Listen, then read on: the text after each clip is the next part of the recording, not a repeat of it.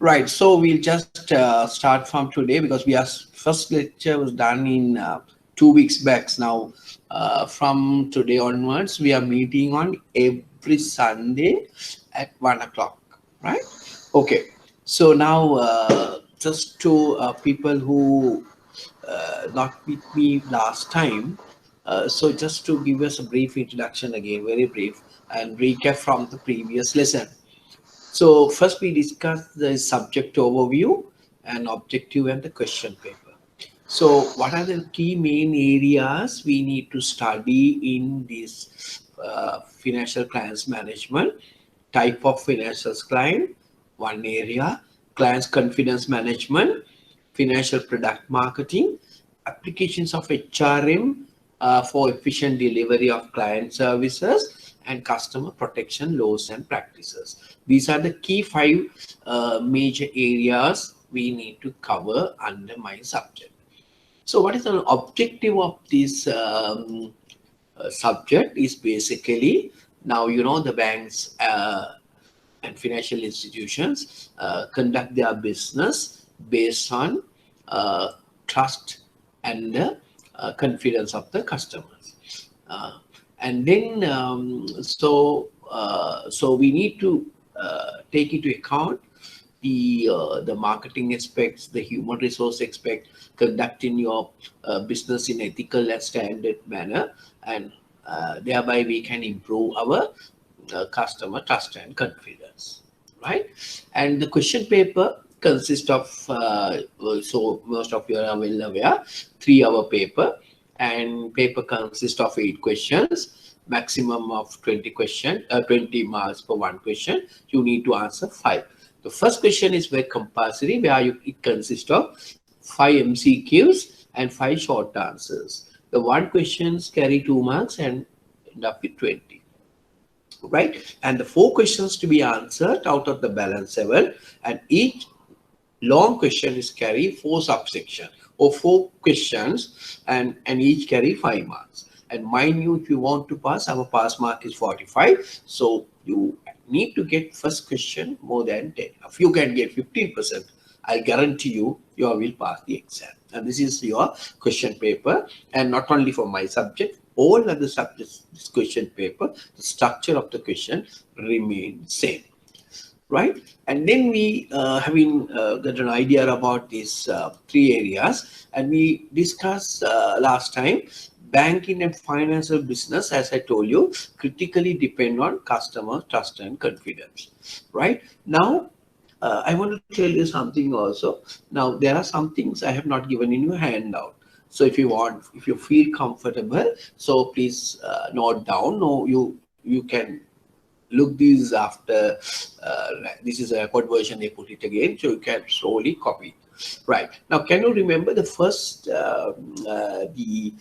the first lecture I'll explain to you about a lot of people are just, if your customers lost their trust and confidence, a lot of people are moved to the bank and ask for the money.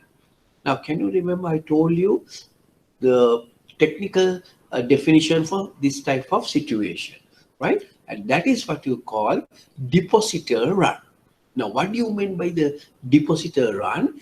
Any distrust situation is contagious, leading customers to run to the bank physically and try to withdraw the money from the bank. So that is called depositor run. Now, this is a classic, the true example or classic example for that definition. So what do you mean in the depositor run? Any distrust situation, because the customers are not trust the bank, what happened, and is basically contagious impacts and leading customer to run to the bank, and physically and try to withdraw the money from the bank. Right? That's the first lesson we have learned in the very first day. Now, before people are moving physically to the bank, I told you another concept. Now, people try to withdraw the money, how? Through use of electronic means rather than physically moving, and that incidents we call electronic run. Now, the same thing, what happened here? Withdraw the money by any electronic form from the bank is called electronic run. Now we have learned depositor run and an electronic run. Okay, the two technical jargon you need to learn or you need to know when you're studying financial finance management. Okay, right. And now we also learn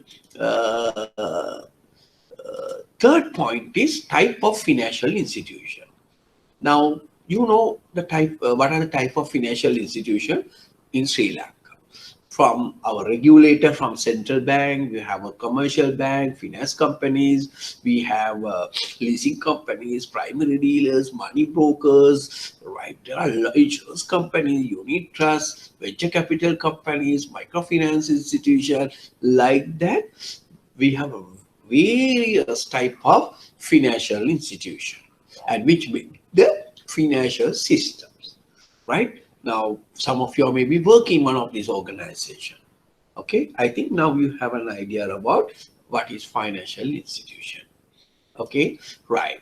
And now this financial institution, as we discussed last time, basically what we are concentrating on, licensed specialized bank, licensed commercial banks, and finance and leasing companies. Right now, I told you last time we have around how many licensed commercial bank we have around at the moment. We have 32 altogether. Licensed commercial and specialized bank. We have licensed 26 licensed commercial bank. The two of are not operating at the moment. So that is Axis Bank. Two foreign banks are not working. That is basically the Axis Bank and ICS Bank. Those banks are not operating now. Then it comes to 24 licensed commercial bank. We have 24 numbers now. Then we have the licensed specialized bank. We had 7. Now we have it only 6 because that Lankaputra Development Bank taken over by the Regional Development Bank. Then now it's from 7 to 6. Now altogether, so therefore we have something called 30 banks now operating at the moment. Right, then we have a licensed finance and leasing companies. We have 4 leasing companies and we have 42 finance companies. And out of 42 finance companies, you know, May 22nd, one finance company license was cancelled. That is the finance company. Then 42 to 41. Then there are another 2 companies are not cancelled the license, but they are not operating. What are the 2 finance companies are not operating, but not cancel the license by the central bank? One is Swarnamahal Investment, other one is ETI Finance. So therefore, altogether, there are 39 finance companies. Okay, right. Now, what are the difference between these banks? What are the difference between these 3 institutions? So we discussed in greater length in the first time. What are the differences? The major differences is the licensed banks and specialized bank. The commercial banks are given permit to open current account, checkbook operation, where the specialized banks are not given, and there are some limitations of foreign business. And how finance company also got in a position to give current account to the customers, and how the leasing companies are different from all other 3 companies, like institution, like from commercial bank, from specialized bank, how it differed. And it's mainly differed. The leasing companies are not supposed to collect deposit from public. So these are the basic 3 reasons why in between these 3, right? Okay, so that also we also discussed with some questions last time. And then we move into the services characteristics, right? And what do you mean by a service? You know Philip Kotler? Now, Philip Kotler is supposed to be a father of marketing management, right? He's still living. He's living in USA. One time he came to Sri Lanka, and he supposed to be called him as a Philip Kotler. Now, he defined what is service. Now, what is service? A service is any activity or any benefits that both party can offer to another party essentially a intangible and does not result of the ownership of anything. So that is the Pellicotler's definition. Now, why services important to banks? Because we are in services business. We are in services business. Banks are service providers. That is why we need to understand what is service. Then, so what are the unique characteristics of these services? What are the unique characteristics of these services? So that we need to understand little bit detail. How we differ from product. So let's look at it, the key unique characteristics of services, right? Okay, first one we'll take intangibility. Intangibility. Now, intangibility means services cannot be now like seen, tested, felt, heard, smelled before they bought. Now, the product you can see, touch, feel, everything you can know before you purchase. Now, you may thinking now when you are selecting your partner, it's a service or not? So it's a hybrid. No, hybrid. Why? Sometimes you can see it, feel it before purchase, but you don't know the other characteristics, the quality of that person. Likewise, the service is intangibility. It's very difficult to judge before purchase. So that means customer find it difficult in evaluating the services before purchase. Right now, say for an example, I got last time also, right? You go for haircut, or we go for your cosmetic surgery, right? And till such time you finish your haircut, or you go for dressmaker to have a for going for a wedding, you have a go for dressmaker. So you don't know the after he or she completed your full dress up, only you know how you look like.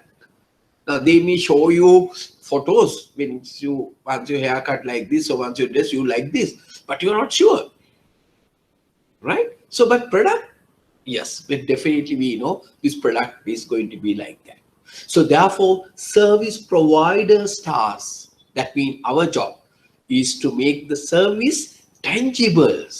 Then everybody can see, right? Now, how can we do that? Now, how can you know whether this particular bank is good or bad?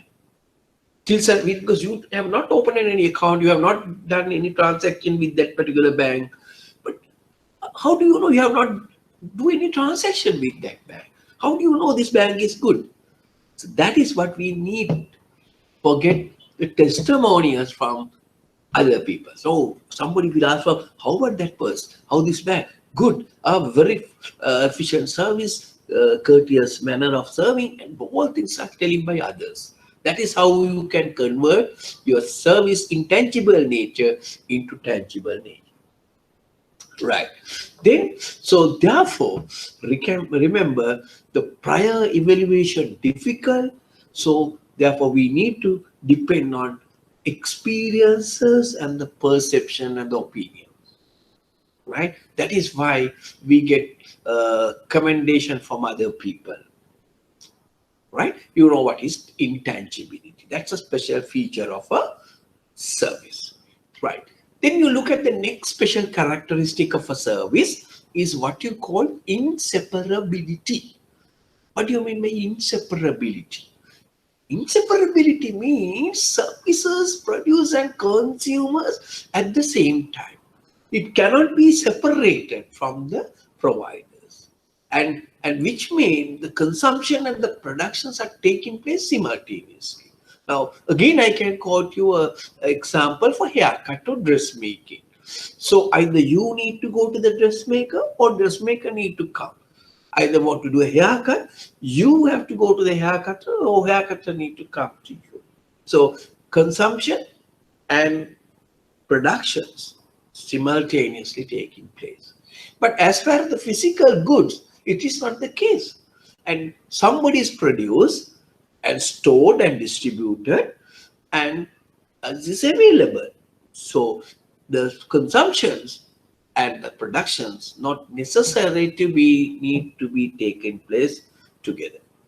So that is the another special characteristic of in care service, that is inseparability. I think you understood two important features. The third one is heterogeneity or variability. Now means that the quality of services may vary. So maybe greatly depends on person to person, uh, like that. Now take two branches. We take two bank branches, right? Now,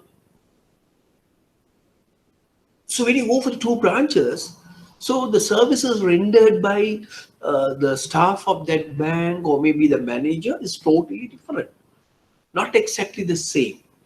Even within the same day, there may be a changes. Now, say you are working in the bank and you are in the counter, right? Now, I'll come to your bank. I know how this girl and this girl is. You gave me a good services.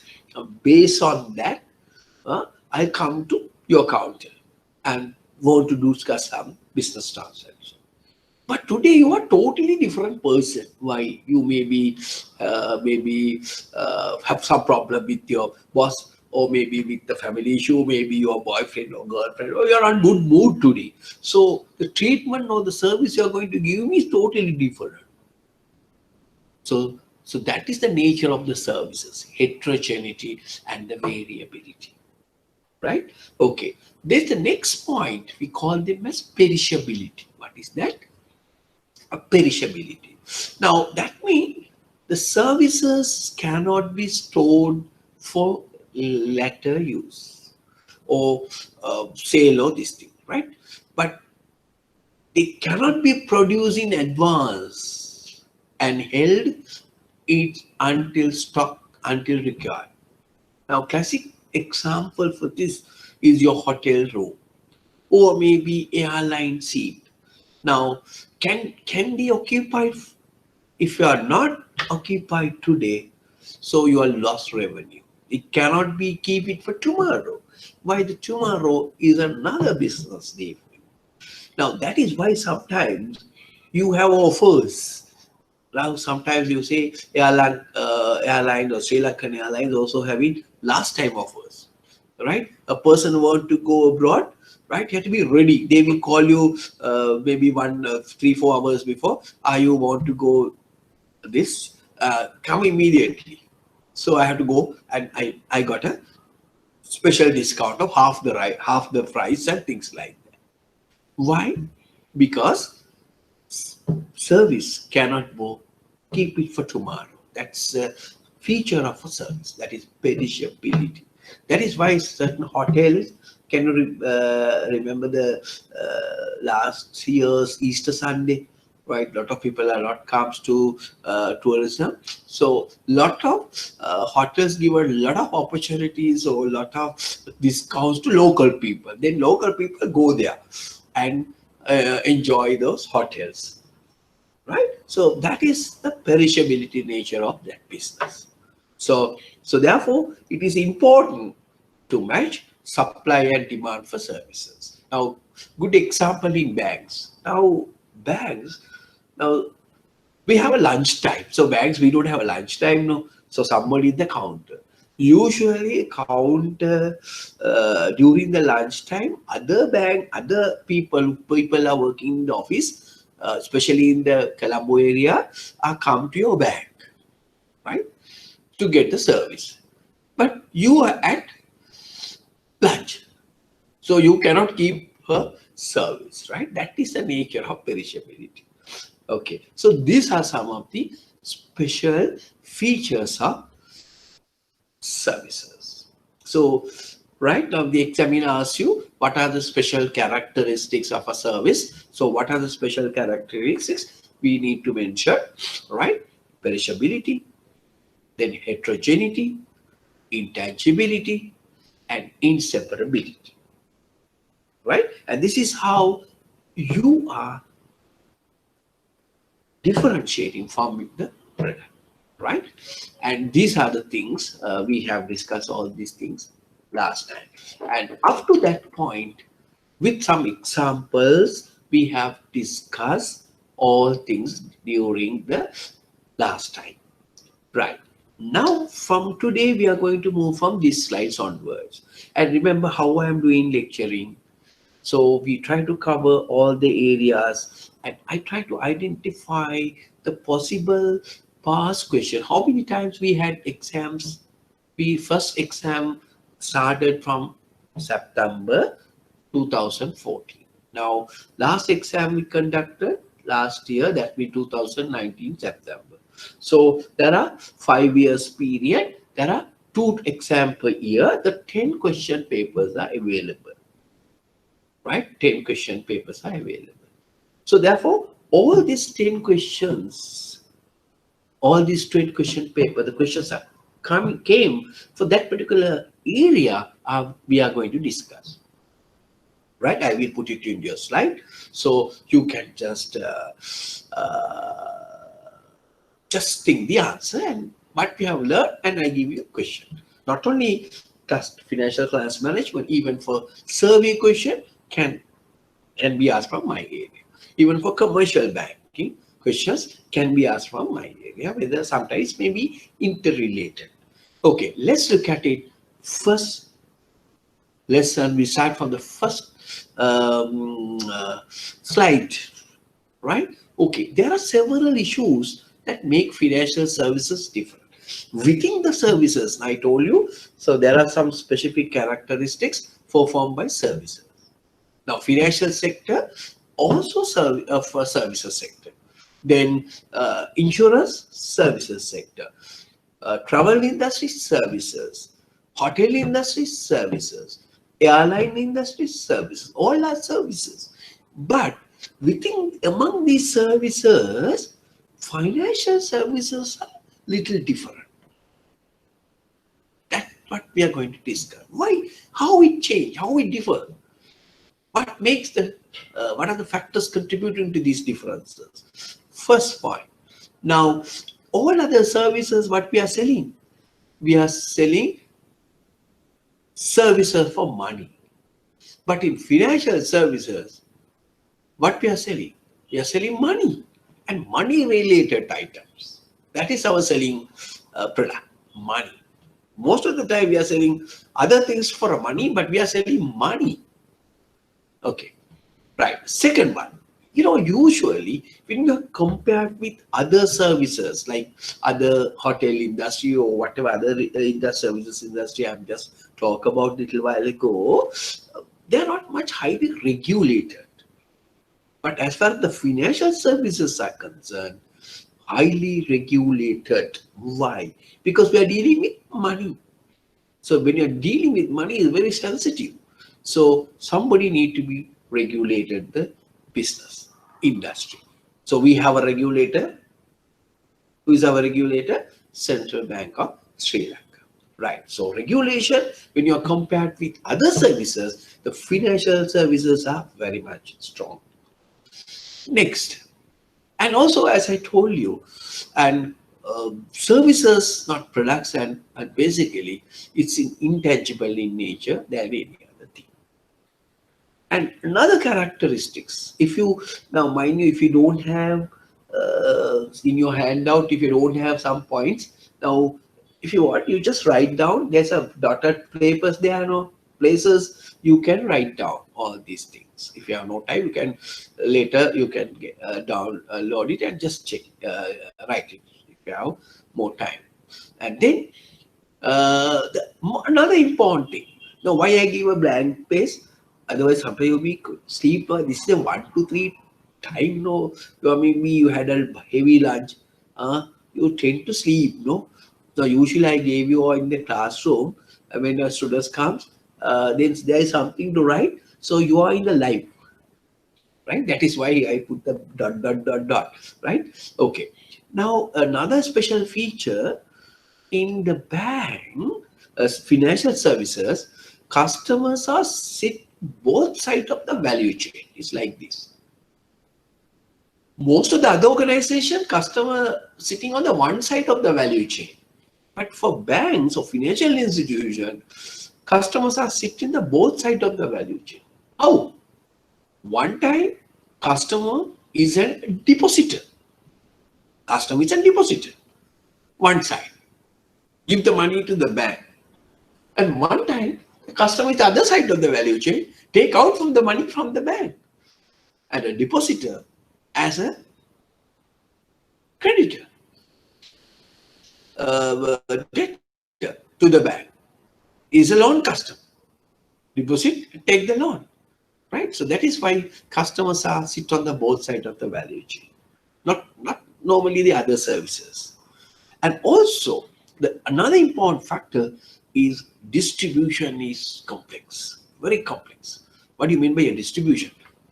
Selling financial products, right? And changing continuously and continually changing, new things are coming now, not like any other product. So these are the few five issues that make financial services different. I think you understood that part very clearly. Now let's look at it another point. Now what happened? What make use to these differences? What are the key issues driving this? So let's look at it. What are the driving factors for these special characteristics of a financial services? One, first point, many financial products are just too technical for the normal client or normal person to grasp properly. Now, how many of our customers are knowing now when you come to the bank and we put interest now, especially for savings interest, saving account maintaining customer come to a bank, right? He do deposit money, withdraw the money, and end of the month we put interest is so much. So very difficult to calculate. Of course, the FD, yes, you can to some extent you can calculate 100,000 you put for 10%. End of the year you get 10,000 as a interest. That's straightforward. But for savings account, very difficult to calculate. When you put the money, take the money out, put the money as deposit, debit, credit, start take it. At the end of the day, you tell, end of the month, you say this is the interest you are. So very difficult to average person to know. That is why trust and confidence is coming to see it. But customers are believing what we are giving, right? Next, the contracts are open one-sided in favor.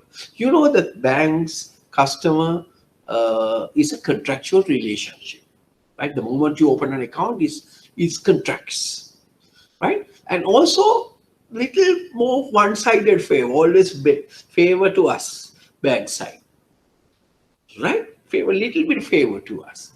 And information is also usually asymmetric.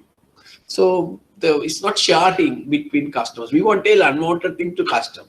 Why? We are losing customer if you're going to tell unwanted thing. So always asymmetric, right?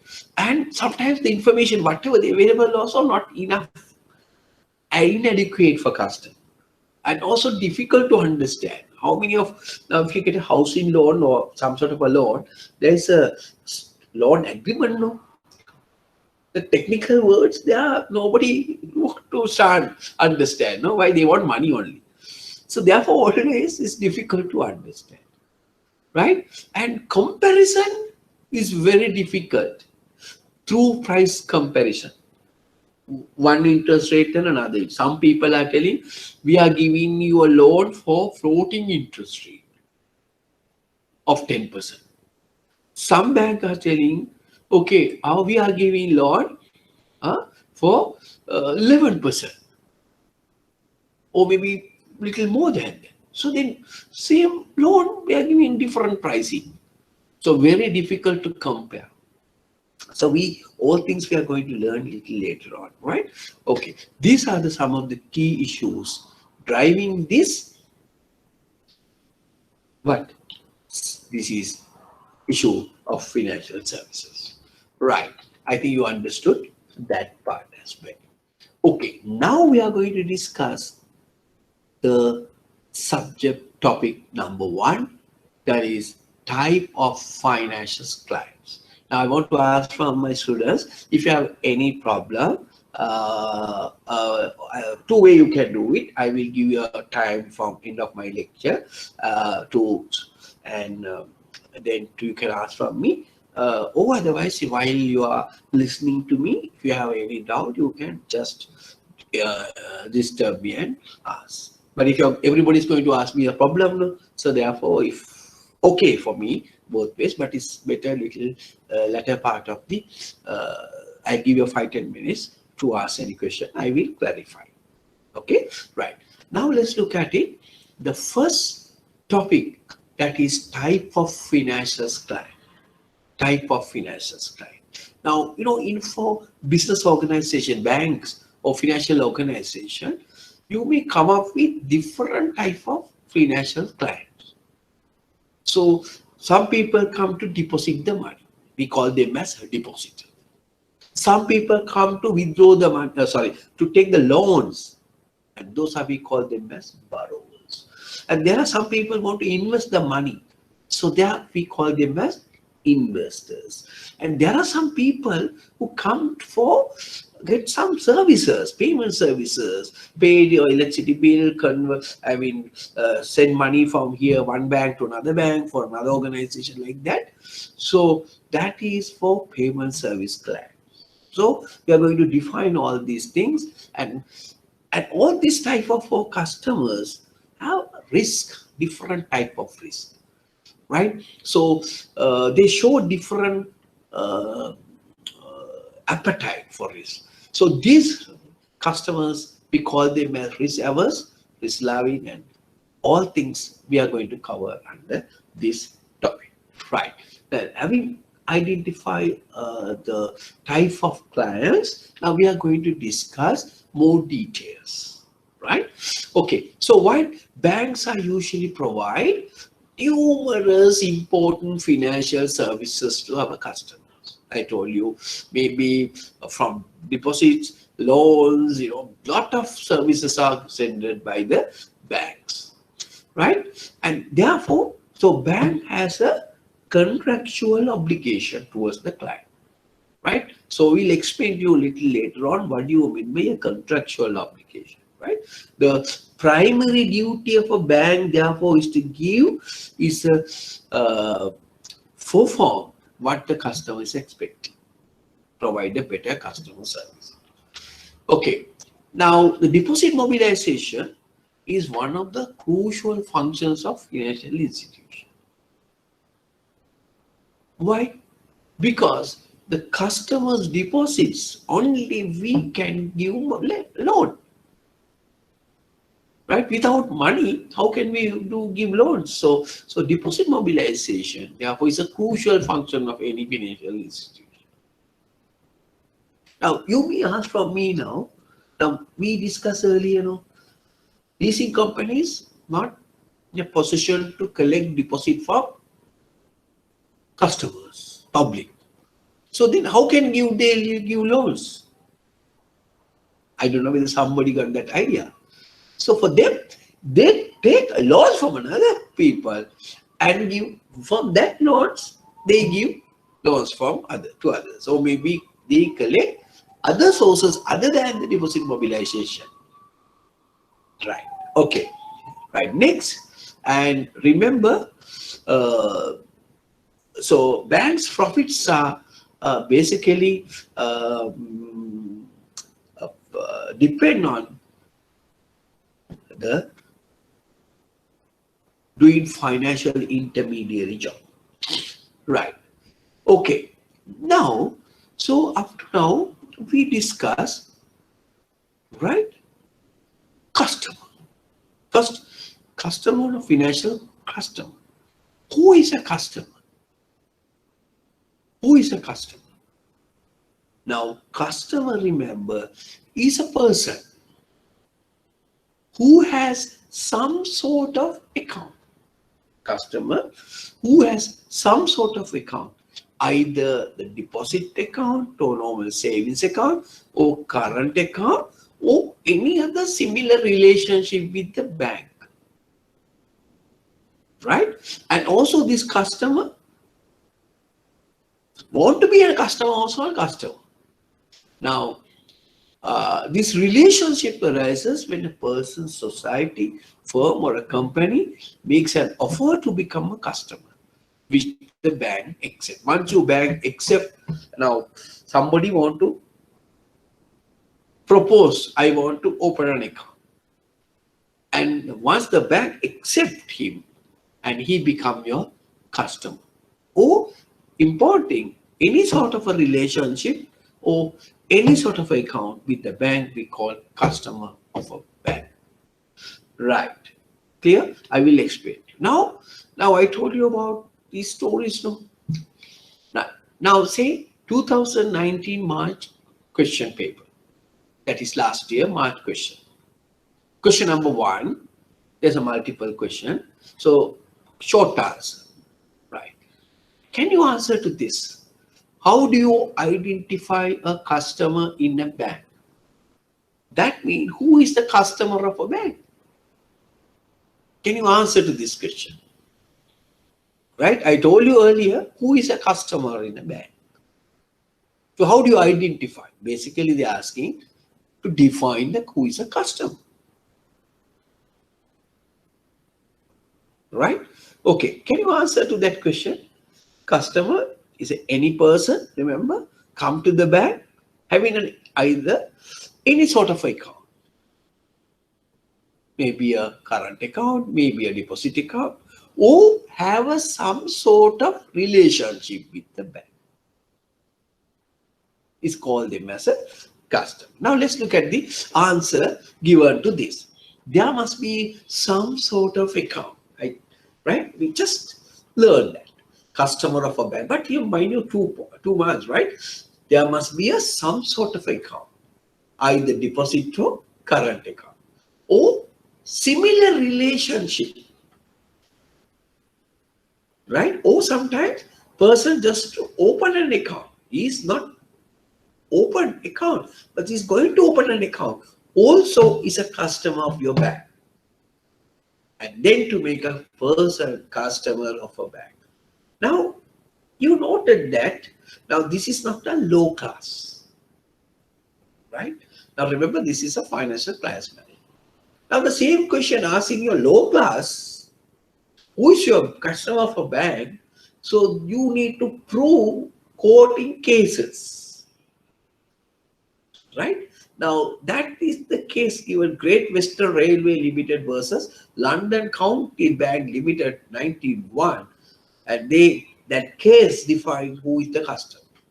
But we don't want to mention all these things. If you are doing law only, you have to quote. Otherwise, not necessary. I just give you for you to understand. So first question, who is a customer of a bank? Any person is having some sort of an account. Any person who's having some sort of account or intend to open an account. Remember two words, right? Okay, you say person, any person. I think you can see it from here, no? Right? Right. Any person who is having an account, any person, any type of account. Now, what are the type of account? Maybe current account or maybe deposit account. So any types of account, right? That is the first account. Second one, intend to open account. Intended to open account. That's all. It's become a customer of a bank. Not necessarily to open account. Who is going to open an account also considered to be a customer of a bank. Remember. Or third, find any type of relationship. Any type of relationship is customer of a bank. Now, what is the type of relationship bank we are having other than open an account with the customer? There are many relationships. So we are going to, you don't want to write all these things, right? And this is you need to remember this. Any person who is having any type of account, either current or any type of deposit account, or intend to open an account, I'm going to get married. That's also a customer, right? Likewise, intend to open an account or having any type of relationship. So what is a normal relationship customer going to have in the bank? I just briefly explained to you. One relationship, what, right? Now you have a jewelries and important things in your home. You come and keep the what those things in the safety locker in your bag. So what is that relationship? Bag, bailer, bailee relationship. Suppose you have a house in you and you took a loan, mortgaging your property there. So what is that? Mortgager, mortgagee relationship. Right? Third one. Now you have a current account. Okay? Now you are writing a check. What does check say? Pay to this person so much of money. You're ordering a bank to pay this of money to that person. That is what you call what? Agent, principal agent relationship. Who is the principal? Principal is the customer. Right? And who is your agent? Bank. I'll tell bank to pay from my account to this person so much of money. Right. So likewise, there may be a different type of relationship. Suppose you get a loan from a customer, creditor letter. If you deposit the money, what happened? Creditor letter. Likewise, there are so many relationships we are going to discuss little later on. But in fact, we are going to discuss all these things. If you are doing law, so you are going to discuss all this relationship in detail, right? Why? These are contractual relationships. Now I think you know who is your customer. A person who is having some sort of account, to going to intend to open an account, or have some sort of a relationship. We call them as customer of a bank. Right? Clear? Okay. Next point. Right. Next one. And as I told you, the moment you open an account, so it is a contractual. It is a legally bounded. You can action against the bank. It's a legal contract, valid contract. That's also you need to remember. Right. Now we are moving to depositors. One of our customers, type of client, depositors. Now, depositors mean, so what do you mean by deposits? And we have excess money. That's a basic, all subjects in the survey or commercial banking, you are discussing all these things, right? Deposit mean excess money, economic surplus, and you are giving to other people. So that is what you call depositors. If you have some excess money, right?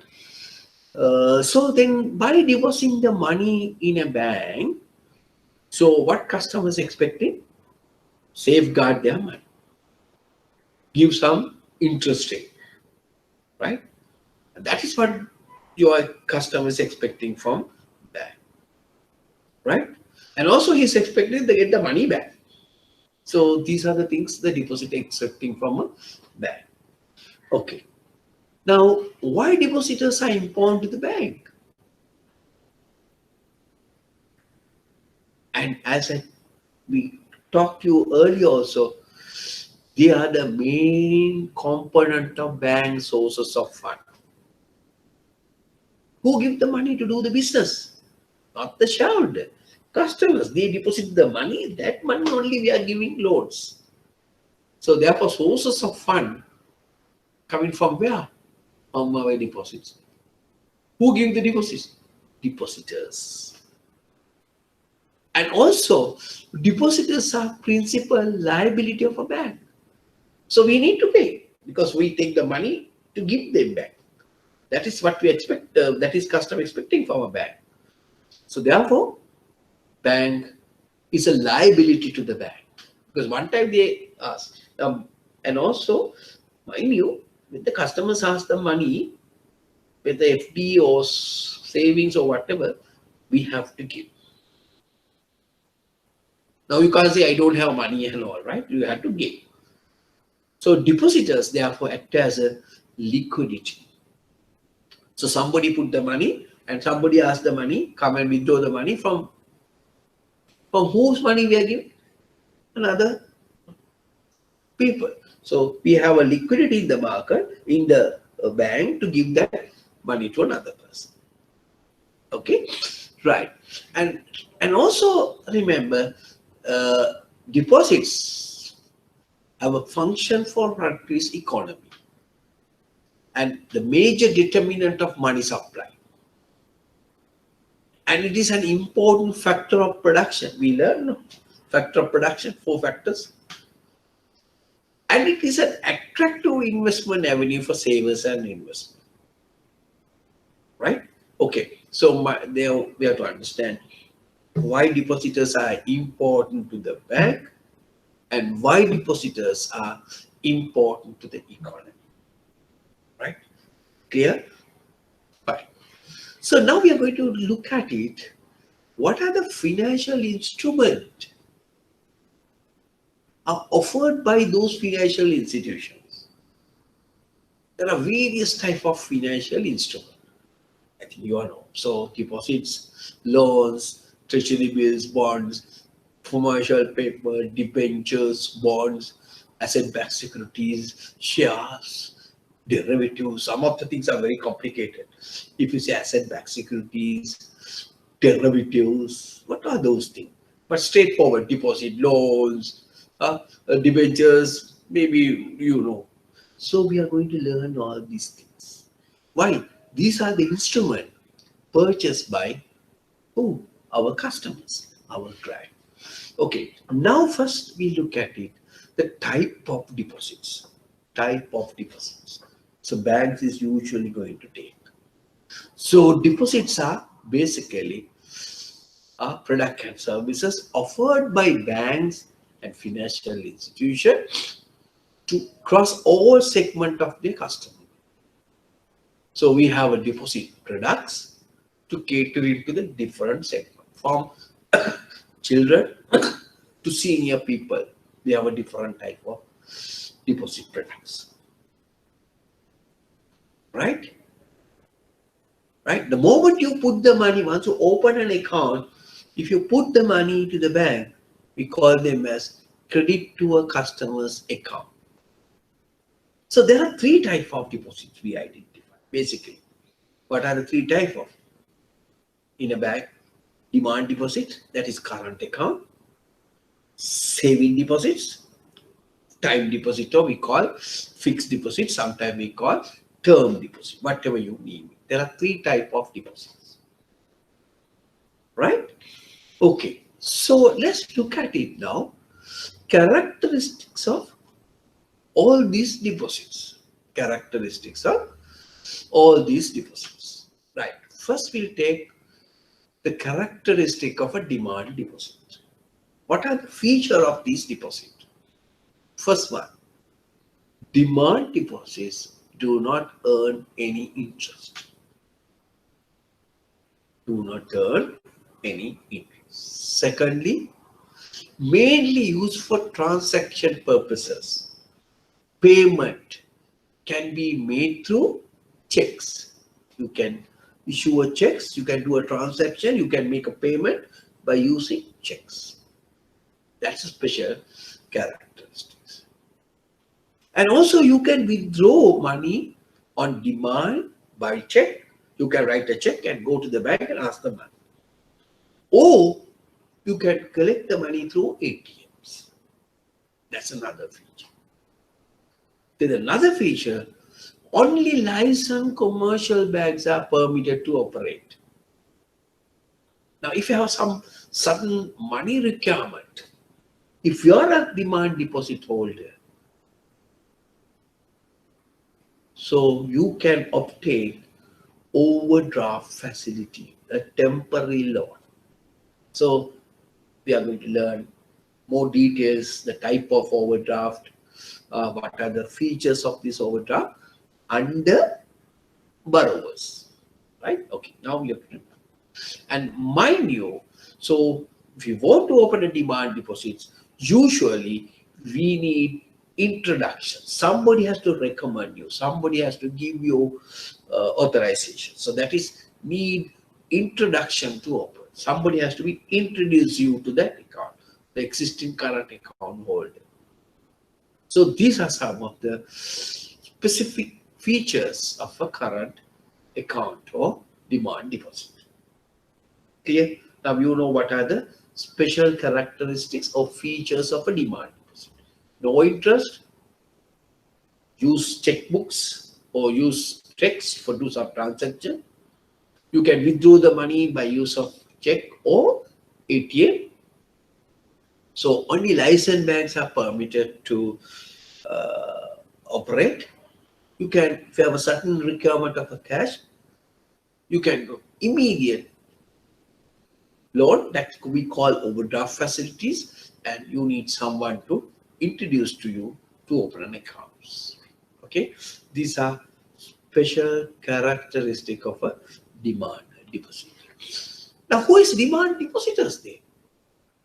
Now, the customers who maintain current accounts are called demand depositors. Now, we understood the customers who maintain current accounts are called as demand depositors. Now, you know who are demand depositors. Type of clients, demand depositors, right? So bank provides a number of services to demand depositors.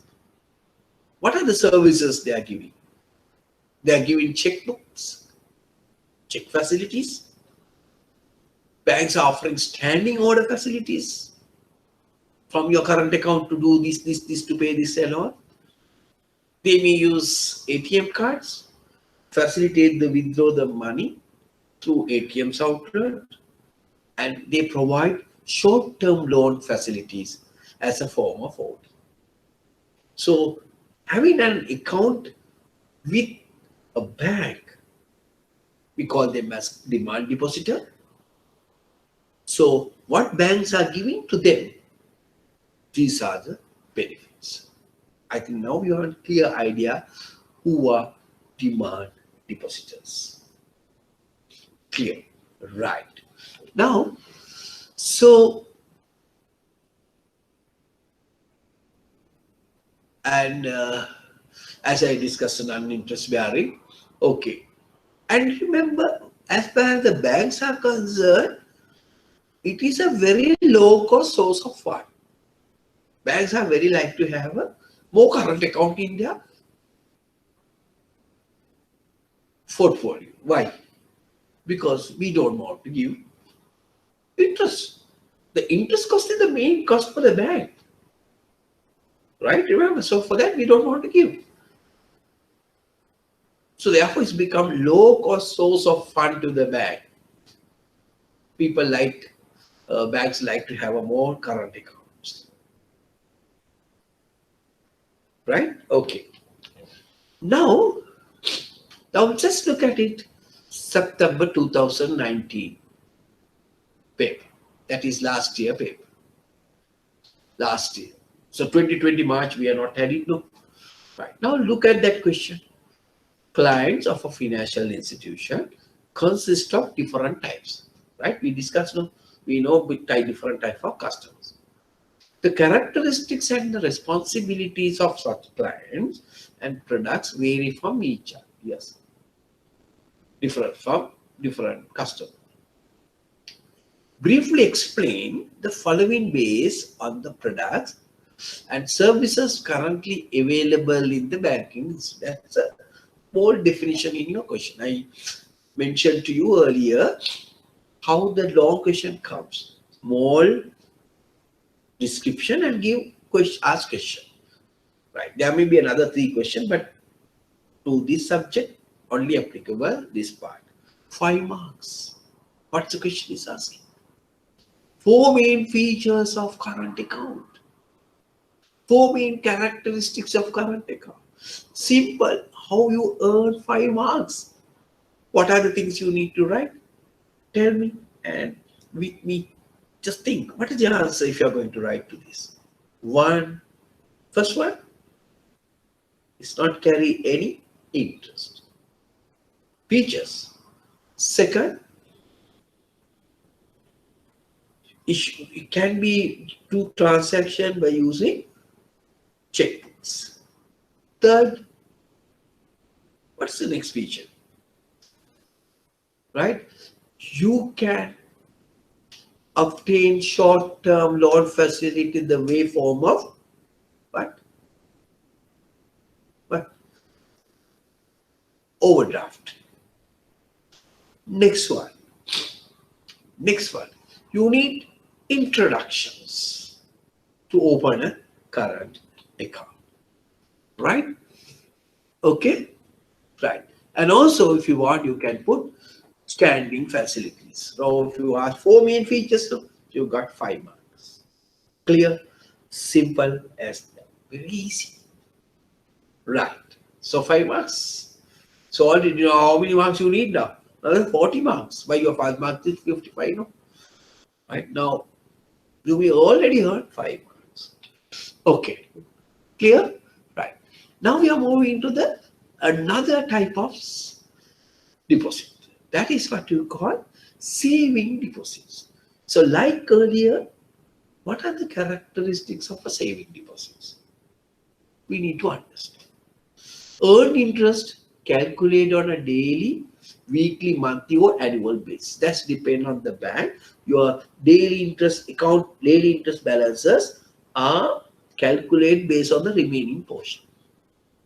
Anytime you can withdraw the money. You can withdraw the money.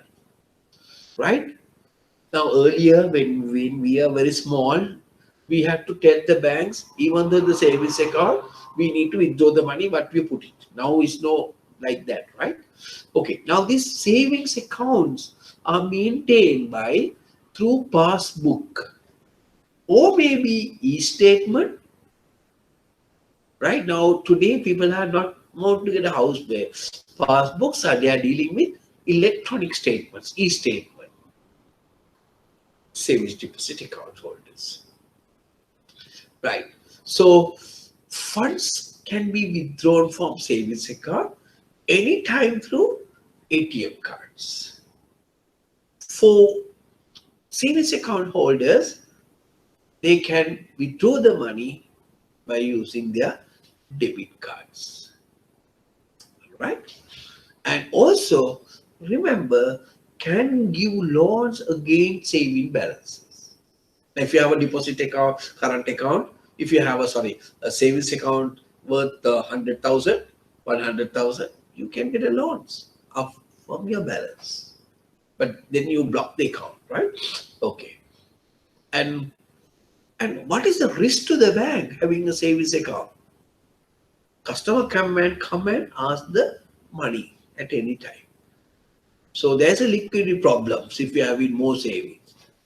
And also, what are the other characteristics? Banks don't want to pay high interest. So current account, no interest. But comparatively for savings accounts, because it's less than fixed deposit, no? Right. So these are some characteristics of a deposits. Now, who are saving deposit holders? Now, saving depositors are customers who maintain savings account. Customers who maintain current account we call demand depositors. Likewise, the customer who maintain savings account, we call them as depositors, savings depositors. So what are the benefits offered to the customers by the bank? So they are giving a debit card or maybe ATM card to facilitate withdrawal at any payments. You like current account, you can give standing orders. And also you can have a nomination facilities. And also you can take loan against your balances.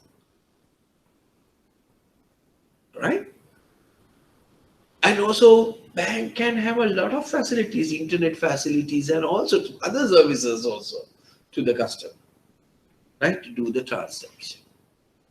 Right. Now a model question. Right. Can anybody now since you are not with me, I can physically see you in your in my classroom physically. I can ask from you to answer to this question. What is the maximum amount a person can deposit on behalf of the account holder for a saving account without disclosing his personal details? Now read this question. Now you're me in the bank, person who is working in the bank. Some of you are not working in the bank.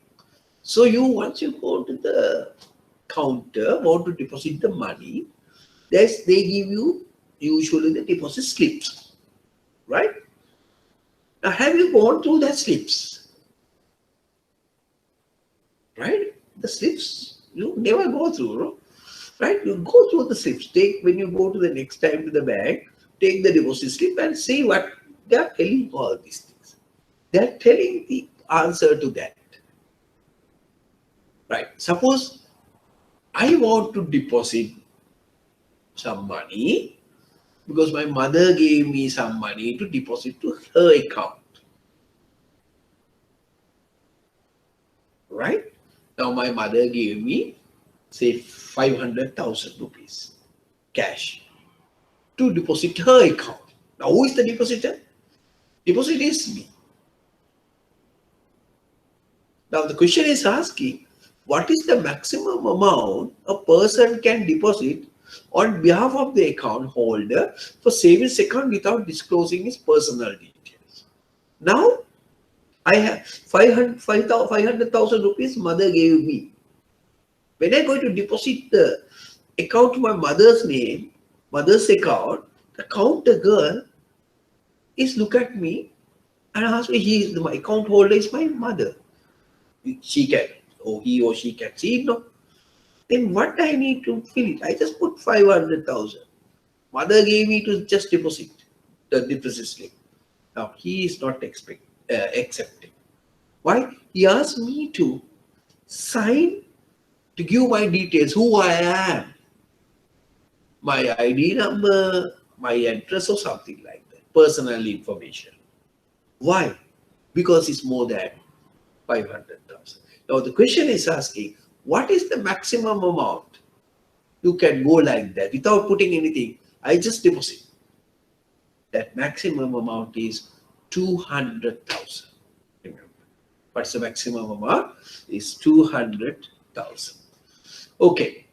Now, so since we have done the savings account, question number 5 in 2018 March. Now read this question, the past question.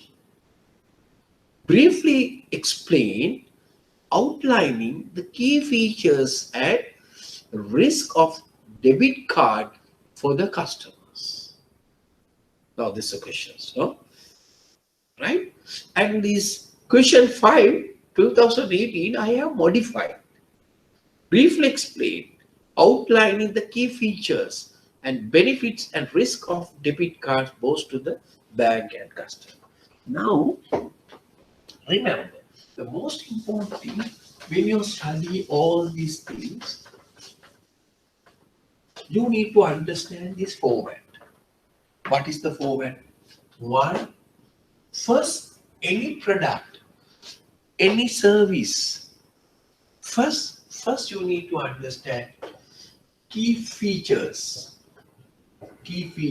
or characteristics. Example, just little while ago, we learned current account. What are the key features of a current account? Right, okay, now, second one, right, benefits by opening an account of a current account. Say for this, benefits to two parties. What are the benefits to bank and what are the benefits you are going to get to the customer? Example. Again, current account. Now that's an example, right? So what are the features of a current account? No interest bearing. You can do transaction with a checkbook. If you need certain requirement, you can take a overdraft facility like that. Those are features. Now, what are the benefits to the bank of opening a current account? What are the benefits to the bank? Why? I told you low cost fund. Why? Low cost. Why can you say low cost? No interest. Low cost to the bank. One. Right. Oh, example. I just give you one, right? Then what is the benefit to the customer? Tell me what? One benefit is what? First one. You can do transaction. What? Transaction through credit checkbooks. Another one. If you have immediate requirements, you have some problem with your cash, you can get OD facilities. That is the benefit to the customer. What is the benefit to the bank? Correct. Okay. Third one. Now, third one is what is the risk you are facing by opening current account? Why? Again, both to bank and to customer. Because of current account, what are the risks you are going to face? What are the bank going to face? What are the risks bank going to face? Okay, right. Now let's look at the same question. Answer put it here. What is the risk to the customer? Right? What is the risk to your customer? If you take a OD, usually you have to pay high interest. High interest you need to pay is around 24%. Right? Not normal interest rate, it's a high interest rate. What is the risk to the bank? Customers not pay the money. Right? Okay? Right. Customer is not paying the loan or OD, not settled OD. So that's the risk to the bank. Now that is important for you. Remember, whenever the products comes, so you need to go through this format. Then whether it is for my subject or client management subject, or for that matter for survey or commercial banking, you are benefited. This format. What are the format? Any product. What are the key features? What are the benefits? Benefit to the bank, customer. What are the risks to the bank and customer? Now, for benefit for you, we learned little while ago, savings also. So if you put instead of current account, if you put savings account, what are the features? Then what are the benefits to the bank? Again, low cost fund. Why you are comparatively pay little low interest rate to the savings account. Then what are the benefits to the customer? Immediately, if you want cash, you can take it. And also another benefit, you can have the debit cards. Right? You can withdraw money at any time, or you can go to the merchants and take some goods instead of what money you physically carry. If you want to purchase to the merchant, go and use your debit card and get the goods. What is the risk to the bank? Right? He wants the money quickly. Savings account. Because why? If you want to withdraw the money, the bank is facing what? Liquidity problem. Your bank goes, that money we collected, give to someone as a loan, but he wants the money back. We need to give. Money bank is facing a liquidity problem.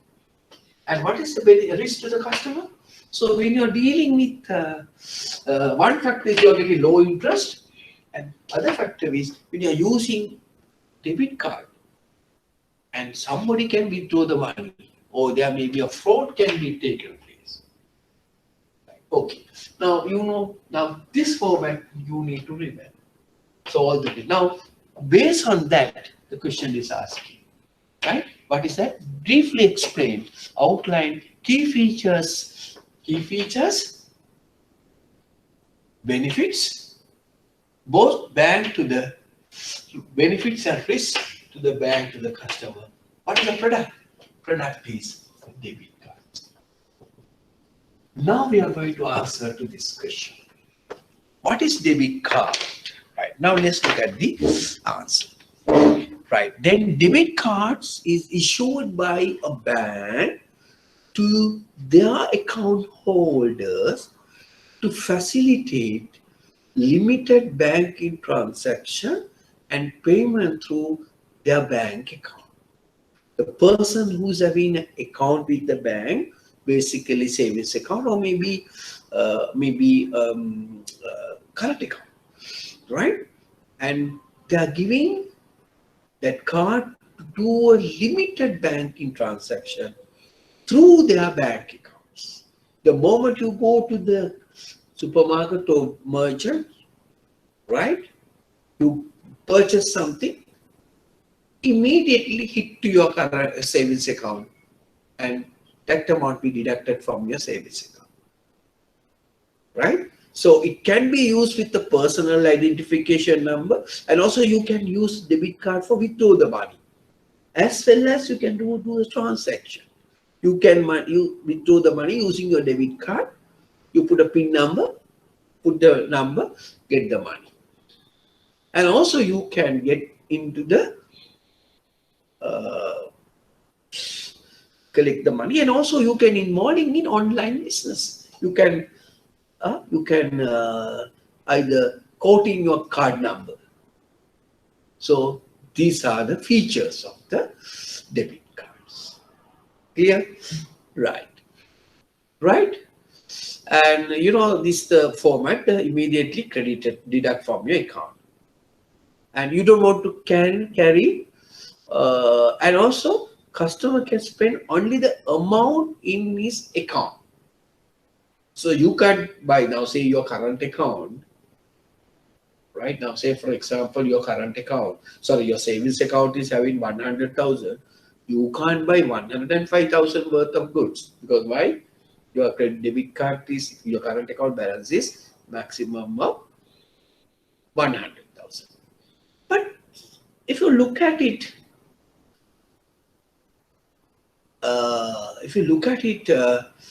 through your current account, sometimes you can issue a check more than what you have in the balance. That is what the banks are giving OD facilities. That is the advantage for current account. Right. Okay. And also you can use the debit card for not only do the transaction. If you want to check your balances, if you want to transfer money from one account to another account, that also can be done. So these are some of the features of your debit card. And what are the risks to the customers? Debit card details may be captured by fraudsters, either through when you're using your card through electronic means, through maybe online transactions. Somebody can take the details of your card and withdraw your money. So that is the risk part. And somebody can steal your card.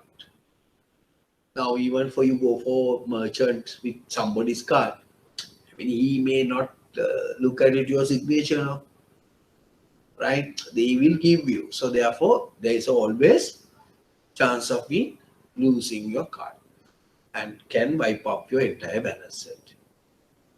And also, what are the benefits to the bank? When you're issuing debit card, always there's some additional fee. Issuing a debit card, bank will charge you some money. Every transaction you're done through your debit card, they may have some money. So when you go some bank, the withdrawal, they charge you 5 rupees, 10 rupees like that. Okay, right. And also you can have another benefits. during the festival season, when you're using your debit card, you can get some merchant discounts also, 10%, 5% like that, right? So there are a lot of benefits to the customers. And there's another disadvantage to them. Sometimes when you're going to use ATMs, there may be a network failures. Huh? And also maybe a different rates charging. Now, when you go for debit card to withdraw money for your own bank, maybe less amount. If you go for another bank to withdraw money, a different charges like that, right? And also, what is the benefit to the bank again? Can avoid counter rush. No, banks are not facing much more problem with physically giving the money, right? And you don't want to physically carry the cash. And another disadvantage, all merchants are not accepting the debit cards, right? So those are some of the advantages and disadvantages. You just think, what are the advantages? What are the disadvantages? What are the benefits? What are the risks to the bank and customer of having a debit card? Clear? I think now you have an idea about what is a debit card. Okay, now let's move into the question. Now I told you I also given you one other people question papers also. Now this question came on commercial banking, March 2017. Question number 1. List out 2 benefits of a debit card. That's the commercial paper asking. There is a lot of overlap in this subject, right? So you are benefited of selecting clients management. It's covered a lot of things, except for marketing and HR. Most of commercial banks and survey also, there may be a repetition, right? So what is the list of 2 benefits of a debit card? Now, with this knowledge, can you answer to the commercial bank paper? Yeah, tell me what are the 2 benefits of a debit card? Simple. One is what? What are the benefits? Withdraw. What is we have mentioned earlier? You can withdraw the money. You don't want to physically carry the money. You can withdraw the money from ATM machines. You can do transaction with the merchants. You don't want to physically carry the money and things like that. You can get some discounts if you want. So many benefits what we have discussed. Right. Okay. Now questions.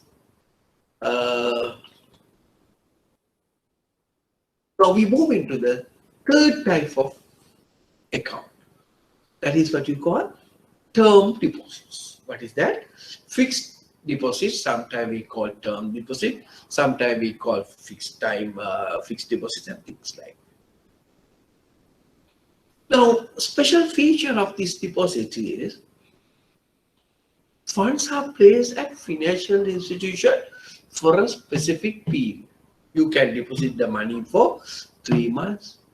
Some banks are offering 1 month or 1 month, 3 months, 6 months, 12 months, 2 years, 3 years, 5 years, like that. That is depend on your wish. Based on your requirement, you can deposit the money for a particular period. Comparatively to savings rate, usually you are getting higher interest rate. Term deposits are offering comparatively higher than the saving deposits. It can be short term, medium term, long term, as I told you. Now, question comes. I have entered into a bank, a contract, open an account for 1 year deposit at the rate of 10%. Okay. That is maturing end of December. But I need today certain money. I some personal urgent requirement. I want some money. Only I have the option to withdraw my money, cash my money from my available FD. I go to the bank. and ask the money. And then the bank telling, yeah, I can't give you money. Why? You are enter into contract with the bank for 1 year. So therefore I can't give. No. Remember, it is the depositor's money. So you cannot tell at any time money cannot be given. No. As customer requested, you in a position to give the money back. But when you're giving money at a penalty, right? Not agree the 10 months, maybe not given any interest at all. So that is an income to the bank, right? So you can't say no money. So you have to give the money whether it is a FD or not. Right. And also like savings account, you can obtain loan against deposit to that. Keep in your deposit and take the loans. So we can keep your fixed deposit as collateral, as a security. So what is the, and also there's a nomination facility. And also guaranteed interest rate for the agreed period. Now say you open current account, FD account today at the rate of 10%. So tomorrow, bank reduce the fixed deposit rate from 10 to 5%, for example. Now, if you open an account for 10%, so that 10% is agreed for that your tenant. But as far as the savings is concerned, if the interest rate change tomorrow, your savings account are subjected to changing rate. But FD is not like. That is why I call guaranteed interest rate for a agreed period. So that is another feature we differentiate. Right. Okay. Now, again 2018 September. What is the question? List the main characteristics of a fixed deposit product issued by the bank. Simple as that. So like they asked one time, the 2019 they asked, list the characteristics of a current account. Like that. 2018 September, they'll ask, what are the characteristics of fixed deposit? If 2020 September, the question can be asked, what are the main characteristics of a savings account? What are the things you write? Then you need to write, right? What? So you can obtain debit card. From that, you can now other benefits. What are the benefits? You can do the transaction with the merchants. You can get some promotional discounts. You don't want to carry physically cash. Comparatively, you get an interest rate. You can take a loan against that, like that. And also, you can get the nomination facilities. Okay, so these are features, right? Now I want to tell you something. Now, who are the term depositors mean? So therefore, like people who open savings account customers, likewise, the people who maintain term deposit with the banks, we call them as term depositors. So what are the benefits offering to those customers by the bank? As I told you, loan facilities against the deposit balances, nomination facilities, comparatively higher interest rate, things like that. Right. Now, look at with that knowledge to try to answer March 2015 question.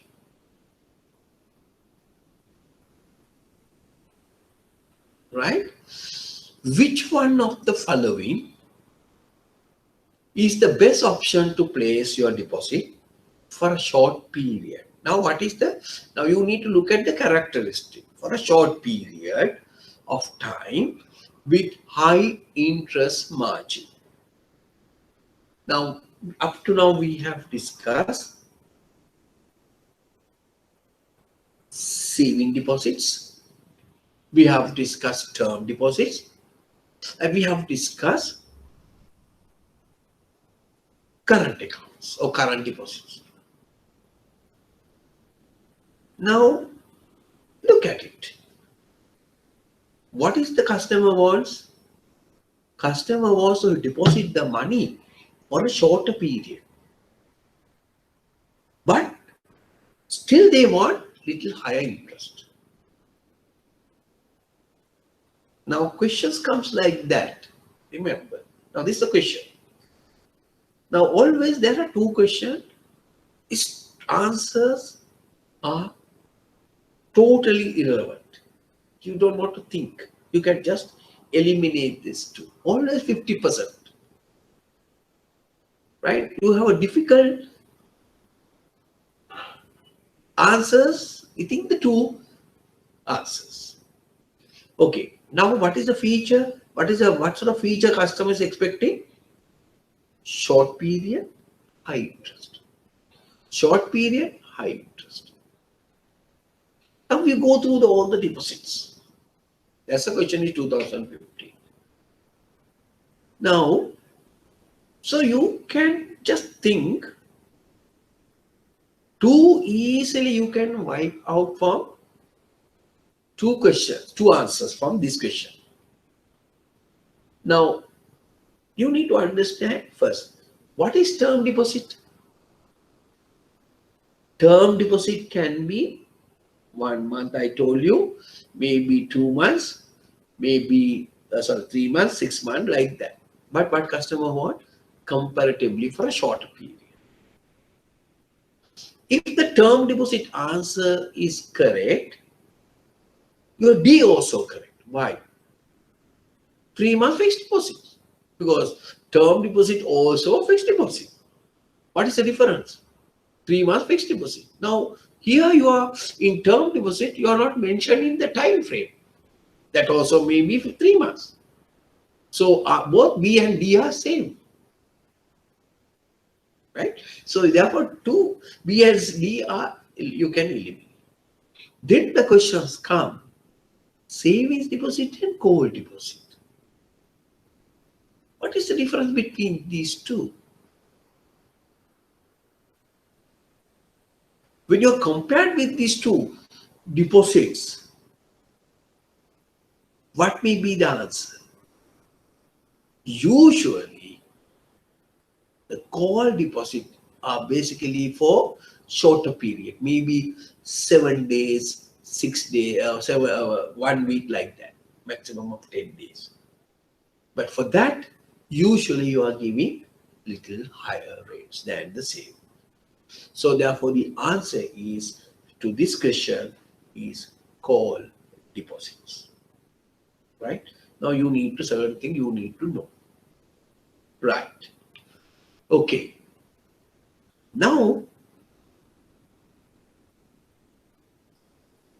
so another practical issue comes. Customer go to a bank, he want to open an account. Maybe current account, maybe savings account or FD, or maybe, right? What are the areas we need to look at it as a bank? Look at it when going to open a new account. Right. Okay, first one. First, what we're asking from them? Identity.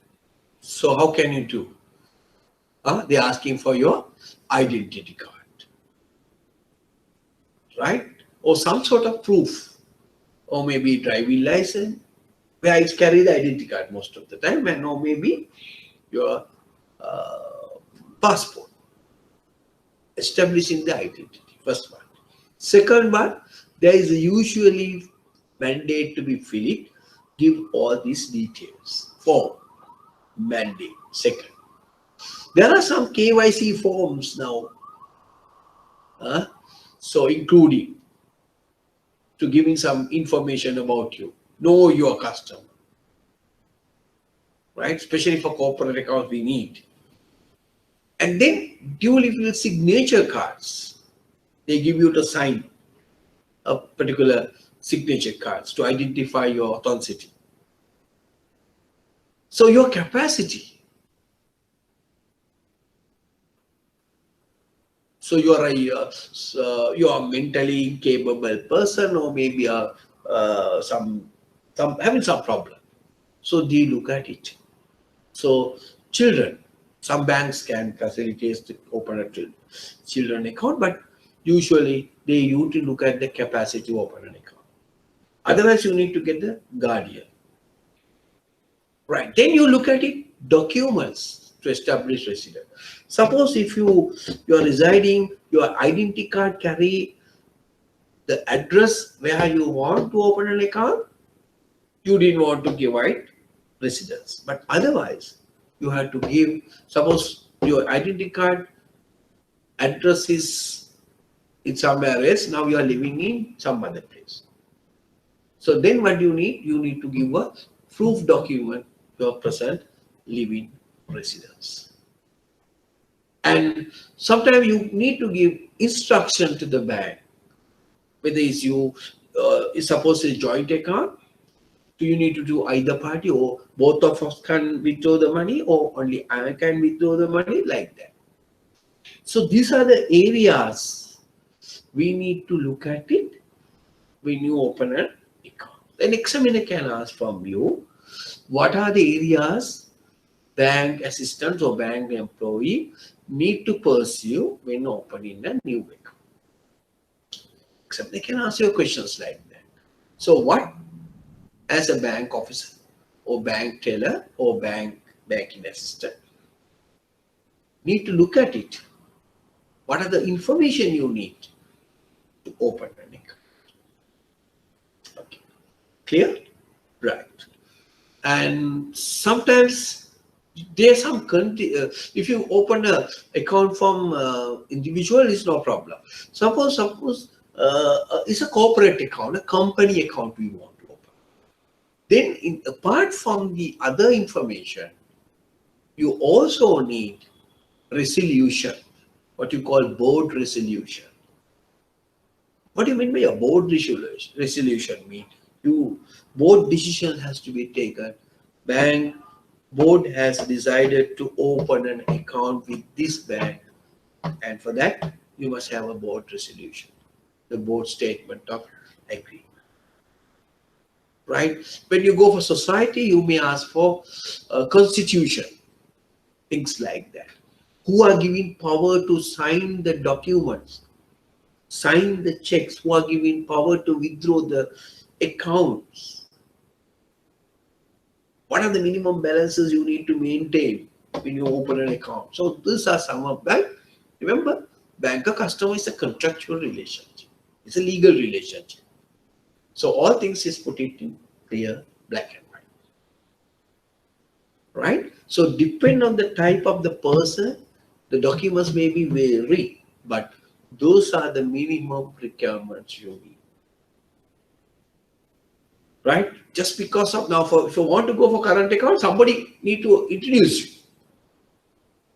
Apart from this, okay. So there are a lot of areas, lot of documents you need to obtain from a customer before you open account. Now, sometimes now in a bank there's some separate person, account opening officer, and he has to maintain the register. And some banks take the photo also from you. Right? Get the photo also now attached to your information. Right? And top of that, they will ask you some other information also.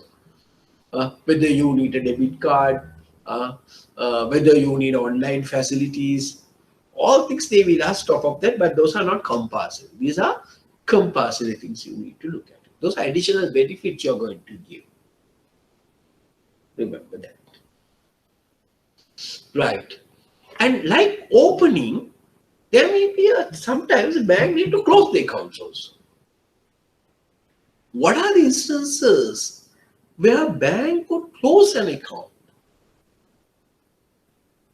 or terminate your relationship? First one, as a request from the client. I may be migrating, I may be shifting to another area, so I need to close this account. So I have all the rights to terminate the relationship with bank. Is my request. One. Second, death of a client automatically close the accounts. Death of the client. And sometimes, suppose you maintain a current account or maybe having some sort of account with you, but you are not uh, maintaining sometimes as agreed the agreed minimum balances in your account. So we communicate to customers. So then banks are telling, here we are going to close your account. But banks need to give adequate notice before you close the account. Then sometimes if you're a current account holder, you are not maintaining your current account properly. You issue checks. Most of the time your checks get returned. You are not maintaining adequate balances in your current account, right?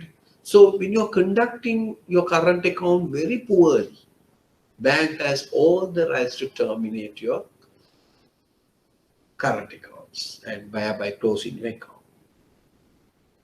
Or maybe sometimes any other regulatory issues or statutory issues can compel us to close the account. So there are some documents, there are some areas where we want to open account, as well as there are some instances we need to close the account. Now the examiner can ask from you the both things. What are the areas we need to look at it, or what are the documents you need to look at it when you open an account? Then when you want to close the account, what are the instances bank need to close the account? Okay, clear? Right. So need to understand all these practical things. Right. Now, okay, some more time. Now, going back to the features of the these accounts, right?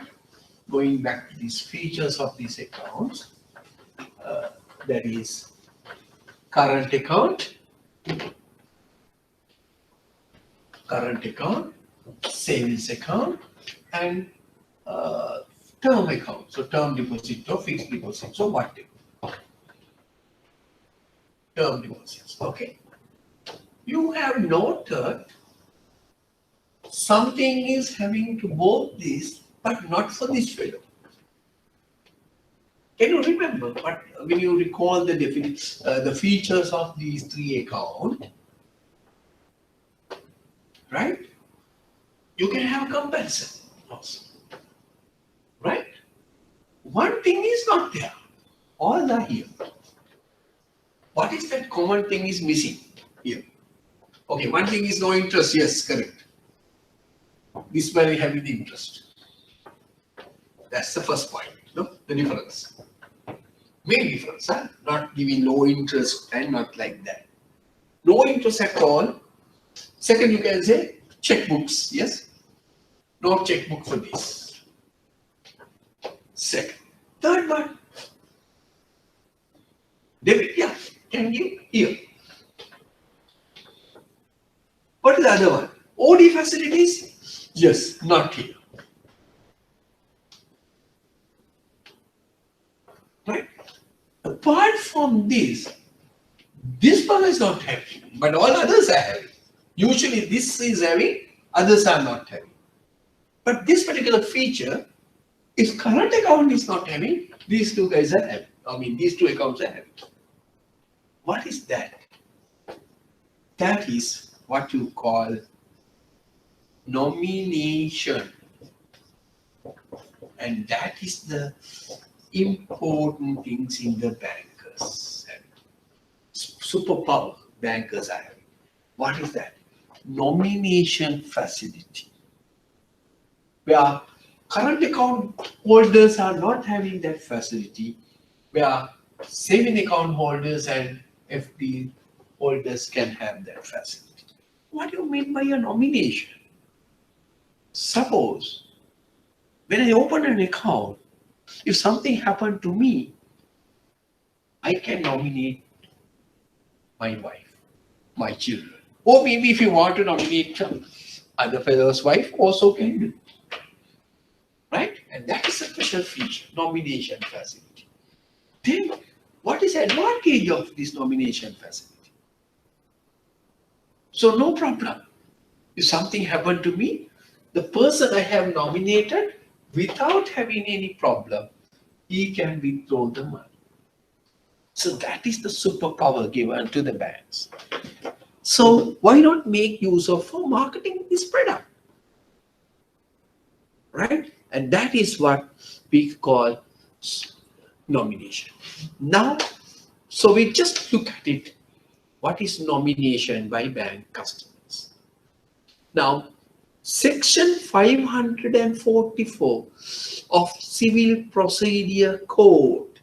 Now, this nomination is very important for legal questions, right? And the legal paper, right? Also, they will talk on this. That is why I told you this clients management is a mixed food project. If you're learning, if you're learning the clients management, you can answer other questions, other subjects as well. The nominations also you are going to teach it more on legal, but what we are expecting for our clients. These are special feature offer the banks can offer to clients, the nominations. So that the law pertaining to this is called, what is the law? Section 544 of the Civil Procedure Code. Civil Procedure Codes deal with the legal aspects pertaining to nomination. Right? Okay. What is the feature here? You can nominate any person when you open an account, but not for current account. Important thing is nomination is supersede last will. That's the important thing. What is last will? Now say I open an account. I open an account or I open FD worth 2 million. Sorry, 2 million. I have nominated my account to Mr. X, another person. Right? Just think. Then, before I die, I have a what you call last will. Antima kamati patra. I put a last will to my wife. Right. Okay. So I have the deposit with me, and once I read, the wife is go with my last will, with my FD certificate, and go and ask from the money from the bank. The bank, what bank is telling? No. It is not belong to you because Mr. X has nominated this 5 million or 2 million worth to Mr. Y. You have no rights. Then wife is telling, here. So he has written a last will. All these properties belong to me. But according to the civil procedure code, right, the last will be superseded by nomination. That is a special feature. Last will be superseded by nomination, nomination facility. So it is a marketing tool for you to sell it your FDs and accounts. Why? Otherwise, if you even for last will, I'm going to go to courts and a lot of problems too. So if you have a last nomination, there's no question in last. Bank will identify the person, but for that you need to give a nomination form to the bank, right? To whom you are nominated, these your account balances and things like that. So banks have identified the real person who is nominated, and without have any problem, give it to that person. So that is a nomination facility. But only thing is that, okay, and nomination can be revoked. That is another important thing. Now, most of the time, this is happening in our day-to-day life. No. Now, mother is having maybe 5-6 million. Now he is little old now. He had 3 daughters. Right now, daughter knows mother is having 5 million, and ask the mother, I will look after you and treat them. And first daughter fill the nomination form for her name. And the second daughter get to know that the first daughter has got a nomination for her. And after the nomination took by that first daughter, ill treatment to mother. So mother may be frustrated. Second daughter get to know all this and take the mother to his home and treated them. And tell the mother, here, mother, I told you, don't trust that sister. So then anyhow, go to bank with her and revoke the nomination earlier was given to that. So she can do. So then he filled another form to the second person. Third daughter also got to know, and he also do the same thing. Now, who is the ultimate owner? The last person who got this one. So nomination therefore can be revoked, can be changed. That is some of the disadvantage of that. But nominations can be only valid the moment once the death of the nominee. Right? Okay. Right. Now suppose the nominee was dead. Now somebody has, Mr. X was nominated, he was dead. Then also you can nominate somebody. The important thing is the nomination supersedes last will. Nomination supersedes last will. Right. Now, what are the things you can nominate? Not only the deposits, but there are other things also you can nominate. Shares in company. Life insurance you can nominate it. Right? So all things you can nominate. Right? Certain things. Okay. Now just look at it. The 2000 March question. What's the question? Simple, no? A customer cannot nominate a person of choice for, what's the answer? Simple, no? What is the answer? Current account. So you cannot nominate your current account balances to your, why it is varies, that is the reason, right? Okay. Nomination facility cannot. Now see the 2017 March asked the same question. Look at the 2018 March, also the same question. A customer cannot nominate a person for a current account. Same question repeatedly asked. Then it asks, a customer can nominate a person for a choice for a life insurance cover, saving deposit account, treasury bills. What is the answer? All of the above. Right? Okay. Right. Then what is a model question?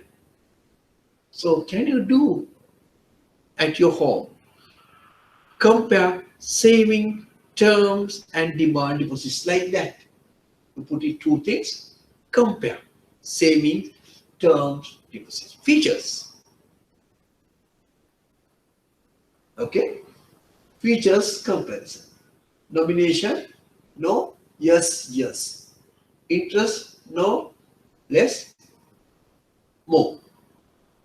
No checks, no checks, no checks. OD, no OD, no OD. Introductions, not introduction, not introduction. Likewise, you can compare. Right.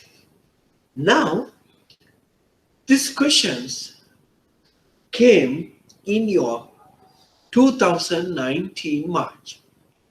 Now, see whether you can answer to this question with your gain knowledge. What is the question? This is question 19, 2019 March. What is the question? Briefly state the customer-oriented solution for each of the following incidents by identify by the inconvenience caused to them. Now, the question is asking, okay, you have to give a marketing-oriented approach. To whom? To the customer. So what is the case here now? Just look at it. Mrs. NDS, the lady, calls over at the bank. Now she comes with the court order, right, to pay proceeds of deposits belong to Mr. DKS, who is a deceased. Now he may be husband of Mrs. NDS. I told you a story. NDS come with a court order, right, to pay proceeds of a deposits. So whatever the remaining with the Mr. DKS to pay to DNDS. However, on pursuit of mandate. Now that is why we need mandate. So you collect all the informations about his current account or his FDs, deposits belong to Mr. DKS. And you noted that Mr. DK has submitted a duly filled nomination form. He has obtained nomination form for his deposit for a favor of Mr. HNS, his son, along with a fixed deposit at the time of investing. At the time of investing, now what happened? Mrs. NDS not given that nomination. DKS no, Mrs. NDS maybe not look after my son. So therefore, DKS has given the nominations for his deposit, his son's name. Right? Okay. Now, what action you should take? Now, you need to know all these things. Now, Mr. and Mrs. NDS is one of your good customers. She is also dealing with you. Right? She comes with the court order for her deceased husband, last will, based on the last will, he may give it to the courts. The courts look at the last will, then only give the court order to NDS. So NDS, Mrs. NDS has all the rights to all the belongings to the Mrs. NDS. And she comes and collects want to collect the money from husband's account. And the manager or whoever involved in this have noted that no. Mr. DKS has already nominated his deposit, which belongs to the DKS, to his son. Now she comes with that court order. Now, what action you should take? So that's a 5 marks question. Now, what do you want to say? Now, you have to be properly talk to NDS. What may be the answer? Right? Now, you have to say, you have to accept the NDS. Mrs. NDS, come, Mr. NDS. First, welcome the Mrs. NDS. Ask her to sit and try to explain the nomination facility, the husband. Now, we have to explain all these things to her. And what we have to tell, usually Civil Procedure Act having nomination facility, if a customer done the nomination, it supersedes the last will. You need to explain, quoting all the cases to Mrs. NDS. And also better because Mrs. NDS bring the court order, no? So therefore, it is our duty, the bank duty, to inform the court also. Yes, already, because NDS, the judge not knowing all these nominations, right? Because it is a duty for bank us to communicate to court since he has nominated according to the civil procedure. So we have compelled to give to his son, Mr. DKS, instead of NDS. Okay. Right, so that's the answer. We're saying we would have received the correct court order to receive the funds in the fixed deposit, since must not be aware that the nomination provided by Mr. DKS before his death. He may be not aware. So nomination instruction would supersede, that's the keyword, supersede the court order received for payment. So we have to explain. Bank should ensure that nomination is, bank also sure whether it is a correctly put the name, and you need to identify with the identity card number and all from the Mr. DKS.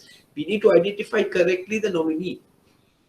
And also, therefore, we have to explain to Mrs. NDS the situation, prevailing condition, quoting the case, quoting the law, and also to inform the legal department before we take the decision, because it's a court order.